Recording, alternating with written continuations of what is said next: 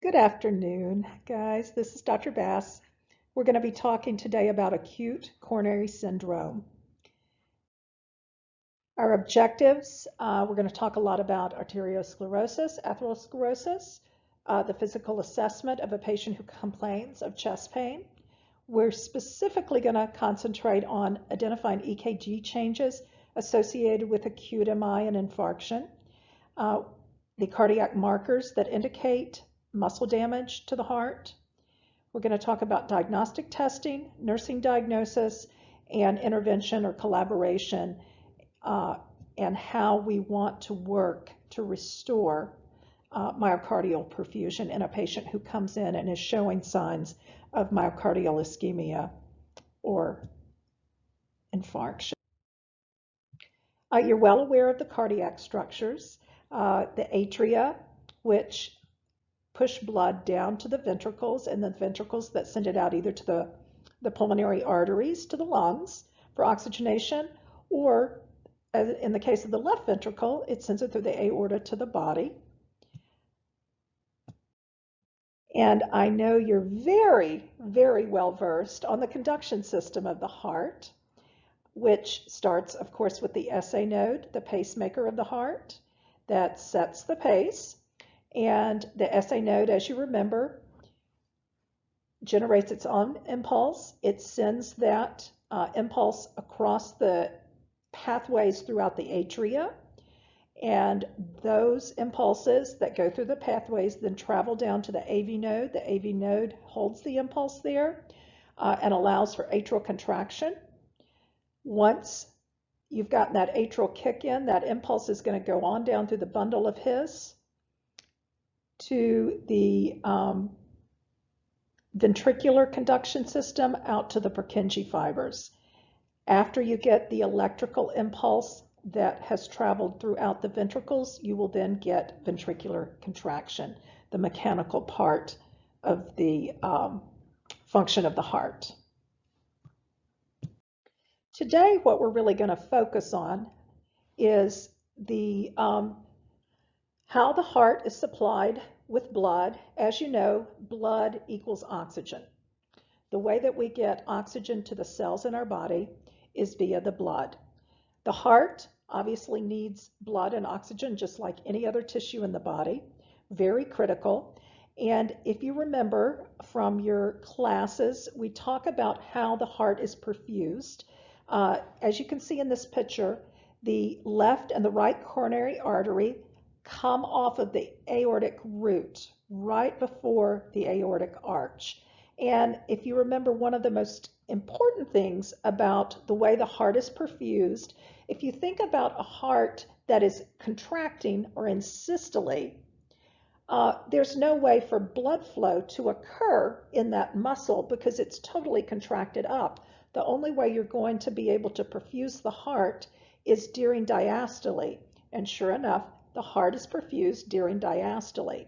That becomes important when we talk about how we can increase diastole and therefore increase perfusion of the heart. And if you remember, one of the main ways that we increase diastole is we slow down the heart rate. We slow it down with beta blockers. If we slow that heart rate down and we increase diastole, that's going to increase the amount of time we have to perfuse our heart. We can't do anything about how long systole is, but we can affect diastole with the drugs that we give. So let's take a look at the way we perfuse our heart. We talked about already, the previous slide, you saw the right coronary artery coming off of the aorta, and the right coronary artery is going to perfuse the right atrium, the right ventricle. If you remember, it's the main thing that perfuses the SA node, the AV node, and the posterior part, typically, of the right ventricle. We also have the left coronary artery, and it is initially called the left main as it comes off the aorta, but then it splits into two separate arteries. One is called circumflex, and that circumflex goes around the left side of the heart and perfuses what we're going to find out the lateral part of the left ventricle. And then we have what we call the left anterior descending, or the LAD, and that comes down the very first part, the very front part of the heart. And as you'll see, we can take a look at EKG changes on, look at our leads. If you think about V1, V2, V3, V4, V5, V6, those are all on the anterior part of the heart, looking at very specific portions, and changes in the lead at those areas tell us where something may be happening as far as an MI or ischemia. So we're going to talk a little bit first about coronary artery disease and sort of review that a little bit.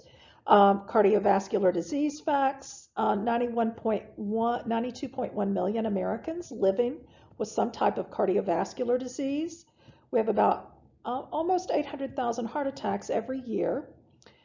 Over 61,000 deaths annually. We've decreased our death rate, but the morbidity has increased. So if we look at cardiovascular disease, what the risk factors are, there are very traditional risk factors that we know of, obviously age, diabetes. You can take a look at this particular chart, but one of the things that we're really focusing on now research-wise is this chronic inflammatory disease process. We know that inflammatory disease has some impact on coronary artery disease. I think a perfect example certainly is talking about the coronavirus and COVID. You've heard lots of information going on about coagulopathy and clotting in with patients who have coronavirus, and they have seen a lot of cardiac sequelae, clots, MIs, those types of things related to patients who have coronavirus. So we know that inflammation plays a huge role in coronary artery disease. We just don't know exactly what that role is at this point in time. So let's talk about the pathophysiology of arteriosclerosis and atherosclerosis and what happens when you get arterial injury. The pathophysiology, if you remember, you've got this atherosclerotic plaque, you've got lipids that lay down in this intima layer of your vessels, and that's typically happens because of what we eat. If we eat high fatty foods, lots of things that are really high in cholesterol, we tend to end up with these atherosclerotic plaques. And what happens is, as those plaques get larger and larger, you get these fatty deposits that are coated by fibrous tissue. As the fatty deposit gets larger, that fibrous tissue sort of thins out. And as you can imagine, the thinner that fibrous cap gets, the more likely it is to rupture. So as the size of the plaque increases, blood flow is going to, first of all, decrease in terms of the lumen of the blood vessel, and that fibrous cap that's covering that fatty deposit gets less and less stable. So the plaque can become ulcerated, or it can actually rupture, and it causes a roughened area. And what happens when you get that rough area on the inside of your blood vessel, it's going to attract all kinds of things, particularly platelets. So it attracts debris. So you're going to get all of these platelets that are going to rush to the site and try to sort of fix whatever this injury is that's going on the inside of the vessel. So not only do you have this fatty plaque that's decreasing the lumen of your vessel, you also have these platelets that are rushing, and they're going to form a clot over where that plaque ruptured, and that's going to additionally increase or decrease the lumen of the vessel. If you decrease the lumen of the vessel, obviously you're going to decrease your blood flow as well. So emboli of platelet origin causes vasospasms. In addition to the decreased lumen, you can get vasospasms in the same vessel due to the release of serotonin. So you sort of have a double whammy going on here. You've got this large plaque with this clot that's formed that's decreasing blood flow. In addition, you may have some vasospasm going on, which is further contributing to ischemia to the areas that is served by that blood vessel. So we think about this in terms of the blood vessels in the heart is what we're talking about right now. I'm showing you this slide just to give you an example of what we do for patients, what we try and do in order to decrease their risk of having some type of acute coronary episode. If you look at this particular slide, and you can see over here where I have fibrinogen, and there's sort of a link there. What we try and do in patients who have plaques already, first of all, the best thing is to not have plaque, but all of us have plaque in our arteries. We want to decrease the plaque as much as we can by eating healthy and exercising. But other things that we can do is try to affect platelet adhesion, activation, and aggregation. And so what we do is we use drugs to affect those things. One of the main drugs we use is aspirin. Aspirin affects how platelets stick together. If you give someone aspirin, their platelets are not going to clump and stick together as well. Therefore, they're not going to form a thrombus as easily as someone who is not on aspirin. Other things that we do is we give fibrinolytics, we give blood thinners, things that make a person less disposed to clotting. So those are the kinds of interventions that we use on patients with known coronary issues to decrease their risk of having some type of myocardial ischemia or an infarction. So acute coronary syndrome is a term that we use to describe the events of the plaque rupture. And there are three terms that you'll hear when we're talking about acute coronary syndrome. One is unstable angina, or UA, or USA is another thing that you'll see, unstable angina abbreviated. Non-ST segment MI, or an NSTEMI, or ST segment elevation MI, which is also called a STEMI.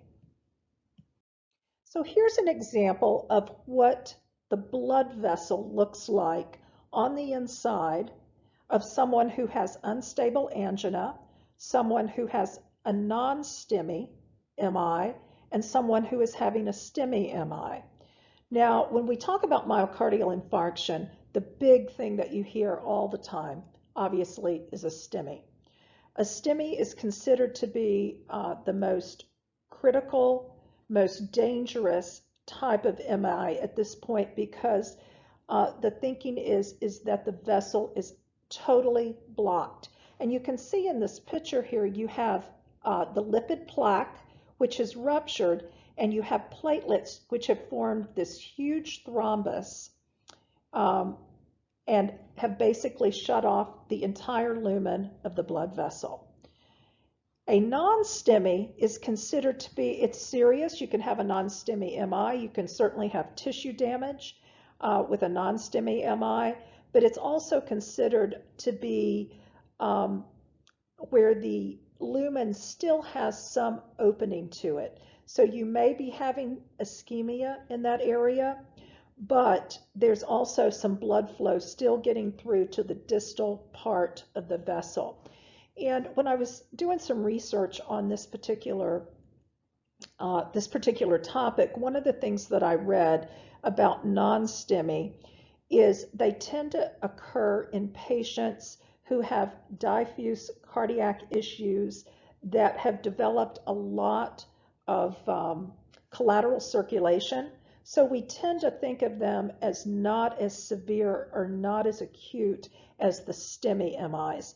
But don't get the idea that there is no tissue damage in a non-STEMI. There's definitely tissue damage in a non-STEMI MI.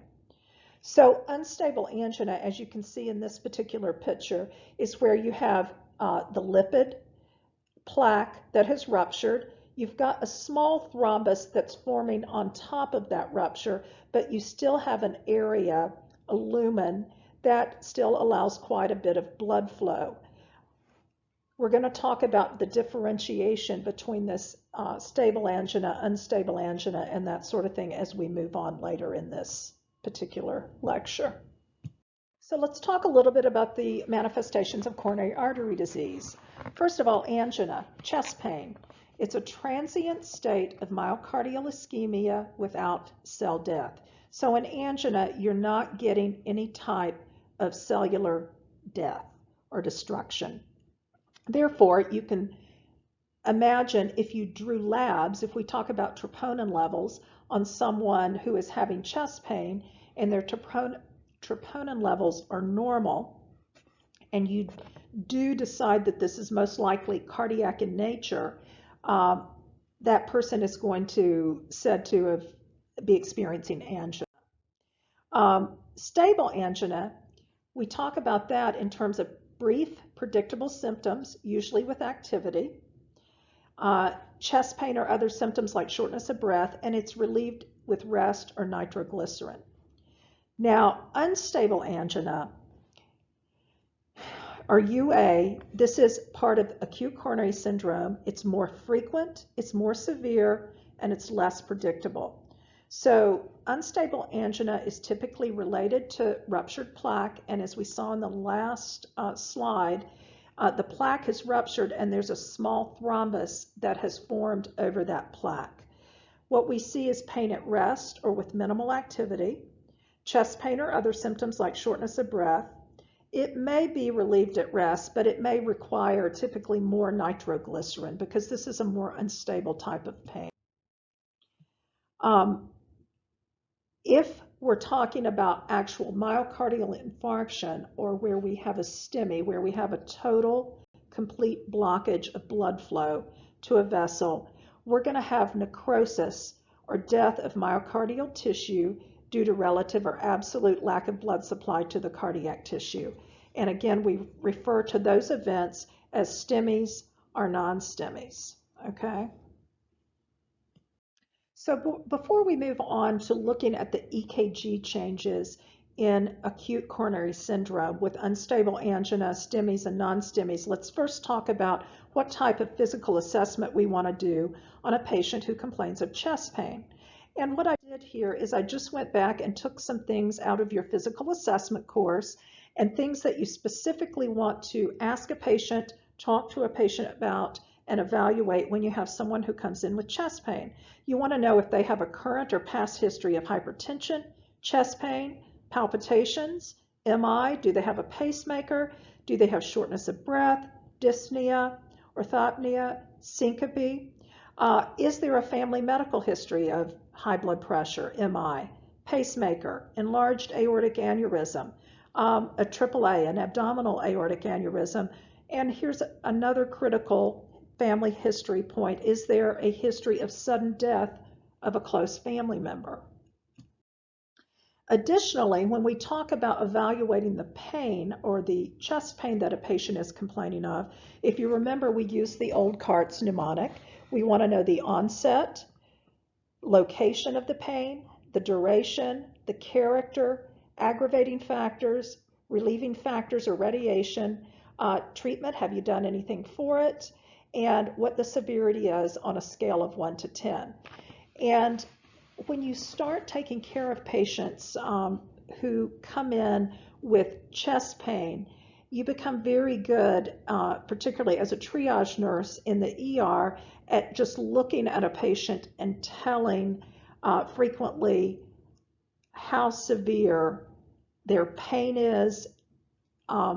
If I see a patient who walks in and they're standing in front of me complaining of chest pain, they've got their hand on their chest, they're very pale, they're very diaphoretic, that person I'm really concerned about initially over someone who walks in, they're not holding their chest, they're complaining of chest pain. When I ask them, they can point to one spot where it hurts. Oh, it hurts when I take a deep breath, but their color looks good and they don't appear to be in any acute distress.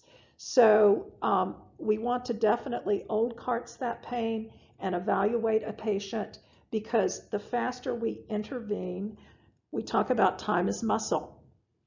The faster we intervene on someone who has myocardial ischemia, hopefully the more muscle or heart muscle we will be able to save. So finally, let's get to what we're here for. Acute coronary syndrome and EKG changes. We're going to talk about the EKG changes associated with acute myocardial ischemia infarction, the STEMI versus the non-STEMI, coronary arteries and contiguous lead sets, and arrhythmias. So let's talk a little bit first about what does lack of oxygen do to myocardial cells. If you have a myocardial infarction, if you have an MI, you have cellular death. What happens to the cells? What happens to the conduction? What does this look like on EKG? And if you remember, if you think about depolarization and repolarization in the cardiac cell that we've talked about, you're getting ions that are moving back and forth from inside the cell to outside the cell. And so obviously what you initially have is you have your sodium moving outside the cell, your potassium moving inside the cell. That's on depolarization. And when we repolarize, we have to go against the concentration gradient. So we have a pump that's dependent on ATP. And how do we get energy in the cell in order to be efficient and make energy easily? We have to have oxygen. So in order for this pump to put sodium back in the cell and send potassium back outside of the cell, that's what we call repolarization, we have to have oxygen. If we don't have oxygen, what would be primarily affected in this particular situation? Is it going to affect depolarization or repolarization? Repolarization is going to be primarily affected if we have myocardial ischemia and if we don't have enough oxygen to run our ATP-dependent pump. So if we're looking at the EKG, what area do you think is going to be most affected? If it's repolarization, the area on the EKG where we're going to see changes related to ischemia or infarction is going to be the ST segment and the T wave, because we're talking about repolarization being affected. So where we're likely to see changes during an MI, during myocardial ischemia, is at the ST segment and the T wave. So here's an example of EKG changes that you may see or that you will see with acute coronary syndromes. If you're looking at the isoelectric line here, look at your ST segment. You have an elevation of the ST segment. So that is what we call a STEMI. Not only do you have ST segment elevation, you also have T wave inversion. If you look at the second picture, we have some ST segment depression. That is what we typically see in a non-STEMI. We also can see T wave inversion in a non-STEMI. So if we're looking at ST elevation, that is what we call a STEMI. If we're looking at ST segment depression and T wave inversion typically together, those we typically see in a non-STEMI. When you have a patient that comes in and you get an EKG 12 lead and you're standing there and that EKG comes rolling off the printer, I can't tell you what it's like when you see someone that has these extreme changes in their ST segments. And again, we said the reason that they're having changes there is because they don't have enough oxygen getting to their tissues, and the area that's being implicated the most in these changes is repolarization, because that requires a energy dependent pump. So we looked at this already in terms of where the right coronary artery is going to supply the right side of the heart. Left coronary artery is going to supply the left side of the heart, but we're going to talk even more. So, sorry, I got cut off on the last slide, but what we're going to talk about now is we're going to correlate the area of the coronary artery to the area that is being seen on the EKG, specific to where the lead is. So if you're talking about your left main, that is the left coronary artery that comes directly off the aorta. The EKG leads that are going to look at the part of the heart that is supplied by the left main coronary artery are chest leads V1 through V6, lead 1 and AVL, lead V5 and V6. If we're looking at the part of the heart, the EKG leads that look at the part of the heart that's being supplied by the LAD, or the left anterior descending artery, it's the anterior wall of the left ventricle, and those are going to be chest leads V2 through V4. So if we have some type of thrombus in our left anterior descending artery, we're going to see changes, EKG changes, in the chest leads V2 and V4. The circumflex goes around to the lateral wall of the left ventricle, and if we have a thrombus in our circumflex artery, we're going to see changes in lead 1 and AVL and V5 and V6. If we have some type of MI going on in our right coronary artery, that is the inferior wall of the heart, and we are going to, that's looking at the sort of the very bottom of the heart. We're going to see changes in lead 2, lead 3, and lead AVF. So let's take a look at this 12-lead EKG and see if we see any abnormalities in this particular EKG. We're looking for abnormalities related to myocardial ischemia or myocardial infarction. And what we're looking for is either ST depression and T-wave inversion or ST elevation. If we look at lead 1, you can see right here, we've got, looks like some T-wave inversion. We've also got some T-wave inversion over here in V5 and V6. And you could say that there's also, it doesn't look like anything extreme in terms of some ST depression, but if you look over here in V5, it looks like you may be starting to get some ST depression.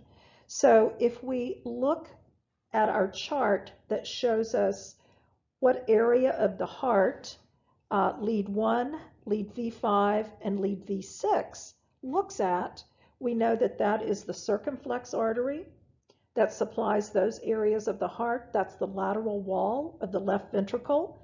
And we do not have any ST elevation at all. What we do have is some ST depression, and we have T-wave inversion. So what we're looking at here is a possible MI in the circumflex, the lateral wall of the left ventricle, in the circumflex artery. So the last chart that I showed you matched up your coronary artery, the area of the heart that it supplied, and the EKG leads that looked at that particular area. This chart also adds clinical manifestations.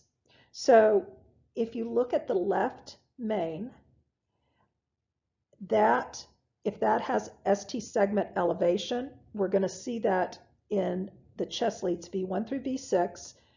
We said lead 1, AVL, V5, and V6. Okay? What are the things that can happen if the left main has a thrombus? What are the clinical manifestations? First of all, as you can imagine, that is really sort of a widowmaker, is what they call it. If you're going to clot off your entire left main coronary artery, that supplies your entire left ventricle. So that is typically a massive MI, severe heart failure, frequently death. A lot of these patients never even make it to the hospital. And it's going to affect your anterior and your lateral wall of your left ventricle. So the LAD, we said, supplies the anterior portion of your left ventricle or your anterior wall. So things that can be seen if you have an LAD, thrombus or clot. First of all, you're going to see ST segment elevation in your chest leads V2 through V4. And the type of manifestation that you may see with this are ventricular arrhythmias. Bundle branch block, you can possibly, if the clot is way up high and it's affecting an area that may be going to the bundle of His, you may see a high degree second degree type 2, PVCs, complete heart block, VTAC, VFib, CHF. So with blockage of the left coronary artery, which we usually talk about referring to or supplying the left ventricle, the main manifestations that you're going to see with that are ventricular. So let's continue on still with the left coronary artery. We talked about the LAD, and then the other part of the left coronary artery is the circumflex, and that supplies the lateral wall of the left ventricle. So if we have a clot in our circumflex, we're going to have ST segment elevation in lead 1 and AVL, V5, and V6. We're going to see, again, ventricular dysrhythmias, PVCs, VTAC, VFib, CHF. And this chart is talking specifically about STEMI MIs, ST elevation MIs. If we have a blockage in the right coronary artery, that supplies the inferior wall of our heart. And because the right coronary artery supplies the SA node, the AV node, the atria, if we have a blockage there and we start having cell damage there, we're going to start seeing different types of atrial issues. Certainly AV blocks, first degree, second degree, type 1, bradycardias, junctional rhythms, sinus brady. So for those types of, or for the right coronary artery, we will see an ST segment elevation in lead 2, lead 3, and lead AVF. So this is a perfect example of what I was talking about when I was talking about being in the ER. Someone walks in, they're complaining of chest pain. You're going to treat it typically with some nitroglycerin initially, but you want to get that 12-lead EKG as fast as possible. And you're standing there and you see this EKG basically roll off the machine and your mouth just drops. If you take a look at the ST elevation, we see it in, and that's what we're looking for. I want to emphasize the first thing we look for when we think someone is having an MI and we're looking at their 12-lead EKG is we are looking for ST elevation. That trumps everything else. So if you look at this particular EKG, we have major ST elevation. First of all, we've got some there, but when we get down to V2, V3, it's massive. Look at this ST elevation. It's in all of the V leads, okay? So essentially, if we're talking about elevation in V1 through V6, and if you come over here, if you remember, Lead 1 also looks at that left lateral side of the heart. We have ST elevation in all of those leads. So what is going on here is most likely a thrombus in the left main artery that's supplying the left ventricle. Extremely, extremely serious STEMI. So something I wanted to throw in here, just it's something that confuses a lot of people when they're looking at 12-lead EKGs, because we talk about ST elevation, ST depression, and T wave inversion, all of those. But what you should always look for first thing when we're talking about acute MI is we talked about looking for ST elevation. If you see ST depression, it is possible that it may be what we call reciprocal. And we talk about reciprocal ST segment depression. Non-involved areas of the heart may also demonstrate changes resulting from acute injury. Reciprocal ST segment depression may be a mirror image of ST segment elevation or could be much more subtle. And it's usually at the onset of the infarction and short-lived. And I have an example of that I'm going to show you in the next slide. So here's the example I wanted to show you. If you look at this MI, if you look at this 12-lead EKG, remember I said the very first thing you want to look for, the first thing is ST elevation. You want to look for a STEMI. So looking at ST elevation, we see it here in lead 2 and lead 3, okay? And we also see it in AVF, all right? We know that leads 2, 3, and AVF look at the inferior part of our heart, which is supplied by the right coronary artery. So it is likely that this person is having an MI in their right coronary artery. Now, what else is on this EKG? If we're looking up here at V1 and V2, and also a little in V3, we've got some ST depression and T wave inversion. So you don't say that this person is having an inferior MI that is a STEMI, and then they're having a non-STEMI in their V leads, essentially, their left ventricle. What you're seeing here is what we call the reciprocal changes. Again, always look for the ST elevation first, and then if you have this depression in these other leads, it's most likely reciprocal changes. And we're going to talk a little bit further on about some inferred changes that we can make in parts of the heart that are not really looked at by our EKG leads. So this is what I'm referring to, though, as reciprocal changes. The depression and the T-wave inversion in these leads are just reciprocal for the ST elevation in 2, 3, and AVF. So here's just a list of the patterns of leads that go along with myocardial infarction. An inferior MI, typically you're going to see changes in 2, 3, and AVF. A septal MI, V1 and V2.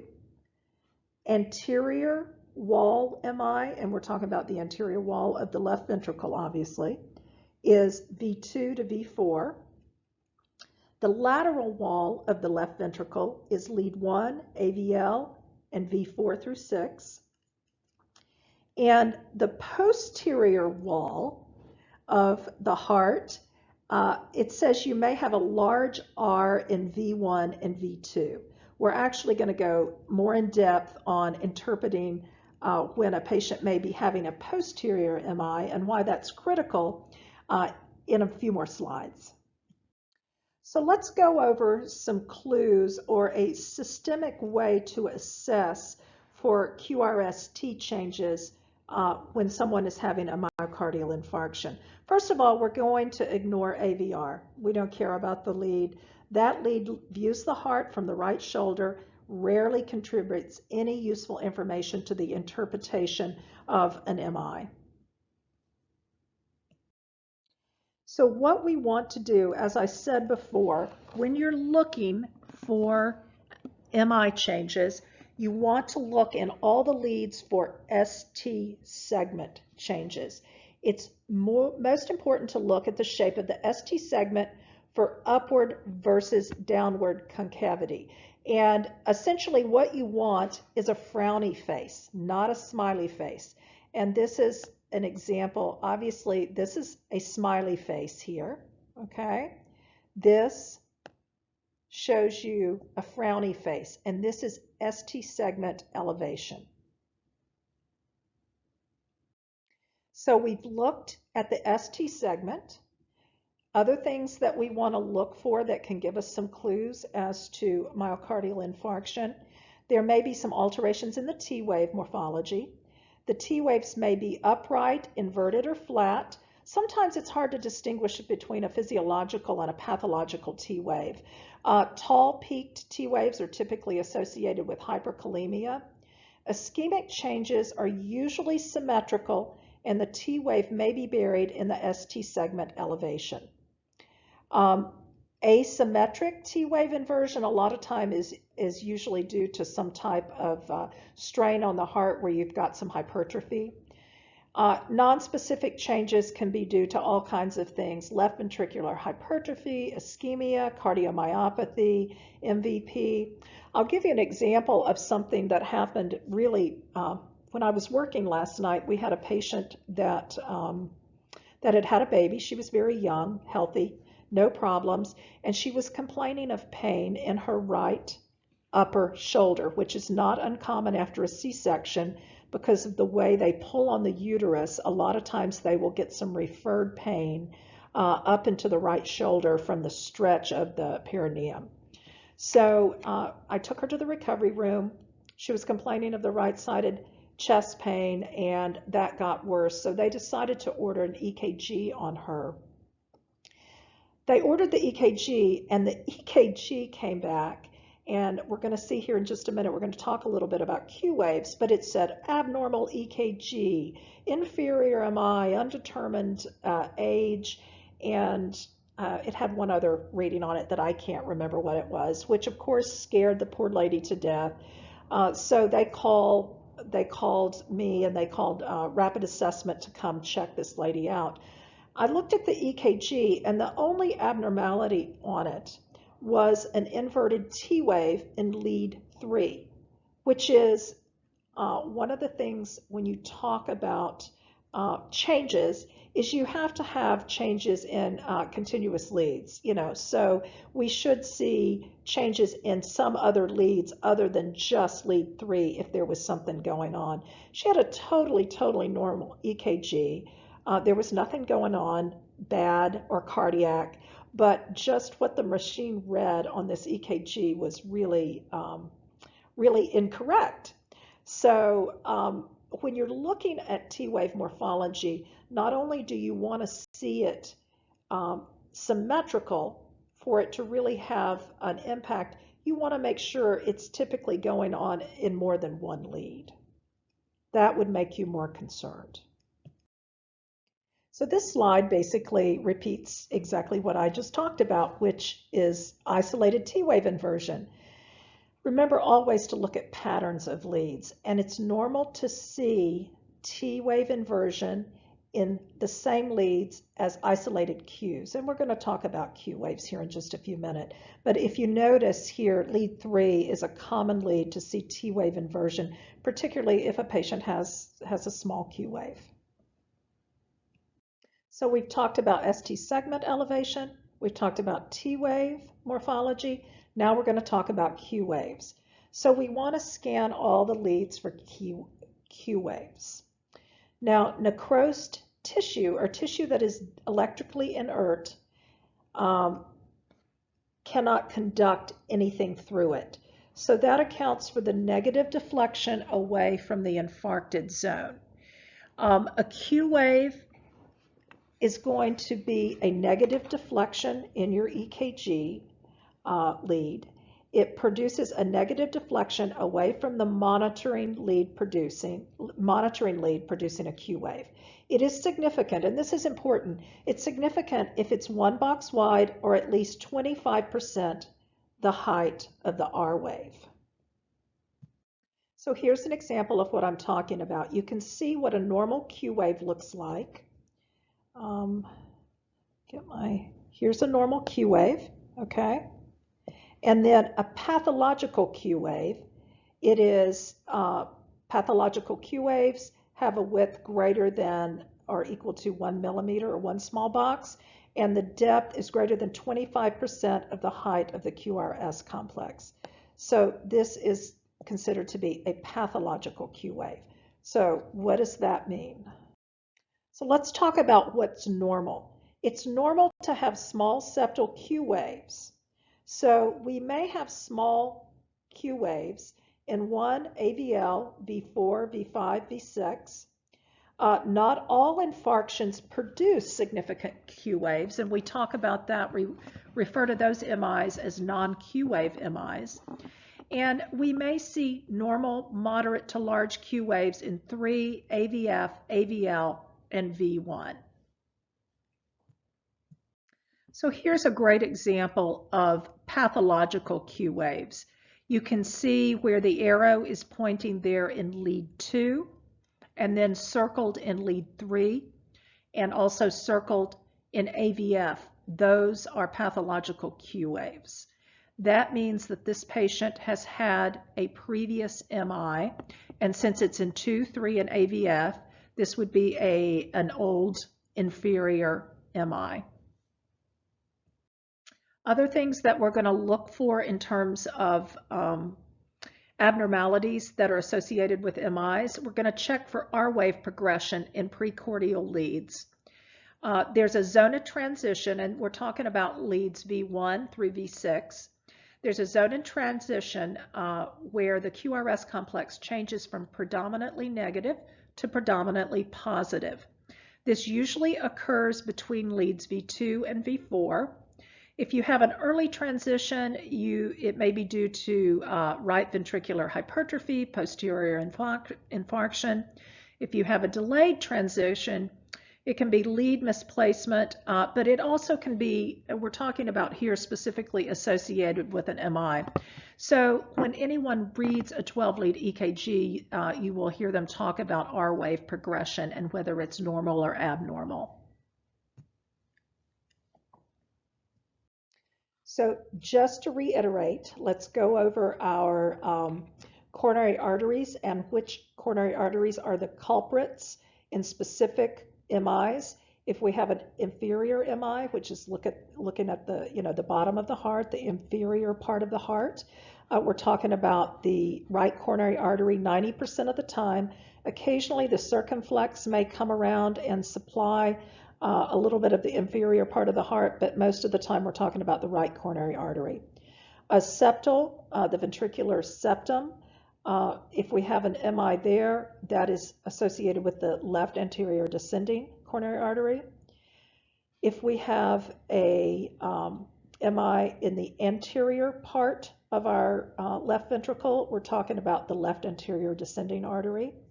If we're talking about an MI that's affecting the lateral part of the left ventricle, we're talking about the circumflex artery. And if we have an MI that is affecting the posterior part of the heart, and we're going to talk about this in depth here in a few slides, we're talking about the right coronary artery. So what do we want to know from our EKG tracing? Information that we are seeking from looking at a 12-lead EKG. Is the patient likely to be infarcting? If so, what area of the heart is likely to be involved? Is there ischemia? Is there some other condition that might account for the EKG change? And is there evidence of prior infarction? Those are all the kinds of things that we're looking at the 12-lead EKG to tell us. Now, if a patient comes in with chest pain, we're not looking simply at what the EKG says. We're looking, as with anything else, you're looking at the clinical picture of the patient. You're also going to draw some labs and send off some labs that's going to give us some good information, and we'll talk about that in a few minutes. So here's a chart that gives you some pictures that you can sort of get in your head of what we're talking about when we're talking about normal versus ST depression, concave ST elevation, convex ST elevation. And so you can see the normal ST segment. It goes along here. It comes right along at the isoelectric line. ST depression, they usually say that in order to have depression, it has to be bigger than 0.2 or more depressed from the isoelectric line than one small box. Here is your concave ST depression, and if you remember in our previous slide, we looked at the smiley face. This looks more like a smiley face if you do a face here, okay? So we do have some concave ST elevation, which can be due to some other things, but what we're really, really concerned about, and the most severe indicator of ischemic changes in the heart, is this convex ST elevation, which is would be a frowny face right here. Now, as far as T waves go, you can see your normal T wave right here. And the tall pointy T wave, we said typically or a lot of times will go along with hyperkalemia. And you can also see T wave inversion, which may or may not mean anything. It depends on what the other leads show, depends on what's going on with your patient. And then you can also see flattened T waves. So those are just some pictures to give you an idea of some normals and abnormals. So again, when we're talking about ST segment elevation, that is a hallmark of acute infarction, ST elevation. Early changes may be subtle. You may have some peaking or widening of T wave, new onset frowny, God, that means the frowny face. ST segment elevation is known as an acute injury pattern and is the most convincing indicator of acute infarction. T wave inversions typically follow the stage of ST segment elevation, and it almost seems as if the inverted T wave is trying to pull that elevated ST segment back to baseline. And T wave inversion, we've already talked about, is usually symmetrical in ischemia. So the last couple of slides, we've looked at injury patterns as they relate to the ST segment, as they relate to T waves. Again, remember we talked about development of Q waves, and Q waves reflect myocardial necrosis. Q waves tend to persist, they don't go away. And remember I mentioned also that there are non-Q wave MIs. Those typically tend to be smaller types of MIs, but the long-term prognosis is similar to a Q wave MI. They used to think they were much, much less worse, not as bad, not as concerning, but the long-term prognosis is essentially the same. So how can we take a look at the EKG and tell how old an MI is? Is it acute? Is it an old infarction? Is it a recent infarction? So here's a little chart that can sort of help you figure that out. If you have an acute MI, you're going to have ST elevation. Your Q waves are going to be very small. You're going to have minimal T wave inversion. And you can have, remember we talked about the reciprocal changes, you can have reciprocal ST depression in your reciprocal leads. An old infarction, which when I say old, I'm talking about a minimum of weeks to months. There's going to be no ST elevation. You're going to have large Q waves present. There will be no or very minimal T wave inversion, and there will be no reciprocal ST depression. So the recent infarction is, of course, going to sort of cut between the two of those. Again, you'll have minimal ST elevation. You're going to have Q waves that are present. Your T wave inversion is typically marked, but you'll have minimal reciprocal ST depression. So this is the same EKG, the same 12-lead EKG we looked at a little bit earlier, where we have massive, massive ST elevation in V1 through V6 and also lead number 1, which we talked about earlier that this is probably a thrombus or a clot blocking the left main coronary artery. But what I wanted to point out to you here was also take a look at the reciprocal leads and see what we talk about here. We have reciprocal ST depression in 2, 3, and AVF. So you've got the ST elevation in these anterior leads, V1 through V6, and then lead 1, but you also have the reciprocal changes in 2, 3, and AVF. So remember I told you a little earlier we were going to get a little more in depth into posterior MIs and specifically MIs of the right ventricle and why it's so important to differentiate those from an MI happening in the left ventricle. So first of all, as you can imagine, it's very difficult for us to look at the posterior part of the heart or the right ventricle. All of our leads, and we're talking about lead 1 through 6, V1 through V6, are looking at the anterior portion of the heart, which is the left ventricle. If we wanted to look at the posterior portion of the heart, we could actually put leads on the back. Those would give us somewhat of a reading, but because of the way the heart's situated, it's not ideal. The posterior part of the heart is essentially directly across from lead V1 and lead V2.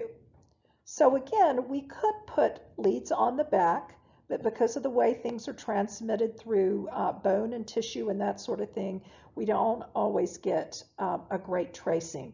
So what cardiologists tend to do is they tend to make inferences on what's going on the posterior portion of the heart by looking at leads V1 and V2. Another thing that can be done is if there is a question about what's going on the right ventricle, is you can do leads down the right side of the chest, like your 12-lead EKG leads, like V1 through V6, but just do them on the right side versus the left side, and that will give you somewhat of a picture also. Why is this important? Why do we need to know if the MI is occurring in the right ventricle versus something that's affecting the left ventricle? So if you remember, when the ventricle is experiencing an MI or ischemia, it's going to become hypokinetic. It's not going to move very well. It may even become akinetic. Stroke volume is not going to move forward to the lungs from the right ventricle if the right ventricle is having an MI and is akinetic. So if something isn't moving forward to the lungs, it's not going to go on to the left side of the heart. Now, since the ventricle is already losing contractility because it's ischemic and is having an MI, we need to do everything we can do to optimize our stroke volume. So if you think about what affects stroke volume, one of the biggest effectors of stroke volume is what's coming back to the heart from the body. In other words, preload. Okay? So if we have something that's going on in the right ventricle, it's akinetic and it's losing contractility, one of the ways that we know to increase contractility is to increase that stretch. Remember Starling's law. So we want to make sure we have really great preload going into the right ventricle so we can get that stretch, we can get some contractility going and get our stroke volume propelled forward. If you think about the drugs that we give to patients who are having chest pain, think about nitroglycerin and morphine. Both of those drugs decrease preload, okay? Those are preload vasodilators. They reduce the stroke volume by dilating both the vena cava and the ventricle itself. So the ventricle no longer senses the stretch or gets that stretch of being full, and so it becomes even less contractile. And at that point, patients tend to become extremely hypotensive, and go into signs of cardiogenic shock. So again, this is the right ventricle we're talking about. The low pressure side of the heart is very, very dependent on preload for its stretch and contractility. If we decrease preload in someone who's having a right ventricular MI, it is going to worsen the patient's condition. So that's part of the reason, or one of the reasons, it's so important to identify if a patient is having a posterior MI or therefore a right ventricular MI. So on top of all the other things you've learned about 12-lead EKGs, I'm going to add a few more things. Where is this MI? Let's take a look at this EKG. So what we see is again, when we look at the 12-lead and we're looking for an MI, we're looking for ST elevation, okay? So we've got ST elevation here in 2. We've got not a tremendous amount, it doesn't look like, in 3, but we've definitely got some in AVF. So we're talking about an inferior MI here. Now, the other thing that we see over here is V1 and V2, V3 specifically. We've got some changes in those areas. So are we going to say they're reciprocal? Maybe, maybe not. I don't want you to look at 4, 5, and 6 because those are not what they usually are in this one. But if you look at V1 and V2, we've got depression, okay? And when we're talking about the right coronary artery being affected, and we know that the right coronary artery supplies the right side of the heart, including the ventricle, we have to think about this not necessarily being a reciprocal change, but it may be an issue going on with blood flow to the right ventricle, because we have an inferior MI that's affecting the right coronary artery. We also may be affecting the posterior part of the heart, and we're seeing changes in V1 and V2. We have to take that into consideration. So remember when I showed you the slide a couple of slides back that talked about V1 and V2 is looking directly opposite of the posterior part of the heart. So if you're seeing depression in V1 and V2, if you actually looked at it from the back, from the posterior part, what you would be seeing was ST elevation. And one of the tests that they talk about, if you have a question about whether your V1 and V2 could possibly be associated with a right ventricular MI, they talk about the mirror test for posterior infarction. And if you look at the V1 lead and you basically flip that lead or take a mirror image of it, you can see that it looks exactly like huge ST elevation. Okay, here's lead V2. Again, not as much. This is much more specific, this V1, but you've got ST elevation, and again, not as much in 3. So if you go back to the EKG that I just showed you previously and perform this mirror test, what you're going to see is you would see ST elevation in V1 and V2 associated with ST elevation in leads 2, 3, and AVF. It's your right coronary artery, and it's very likely that that patient is having an MI that's also affecting the posterior part of his heart, which is the right ventricle. Therefore, we would not want to decrease that patient's preload. So this sort of explains it out or writes it out because the right coronary artery feeds the posterior wall in 90% of the population. You should expect that some amount of the right ventricle will be involved in posterior and/or inferior infarctions. Suspect right ventricular involvement when you have acute changes in inferior and posterior leads, plus ST elevation in lead V1. No other anterior leads. This is another little tip. Then you can also check lead V4 right to confirm. So that is on the picture that I showed you with the posterior infarction. Remember, I said you can take the leads and move them to the right side of the heart. So that would be V4, lead V4 on the right to confirm. And here is an example of, or the next slide is an example of that particular type of pattern. So here you have an indication that you've got some ST elevation, particularly if you take a look here in lead 3 and in lead AVF, and then you have ST elevation in strictly V1. So this is diagnosing a right ventricular MI by ST elevation in V1.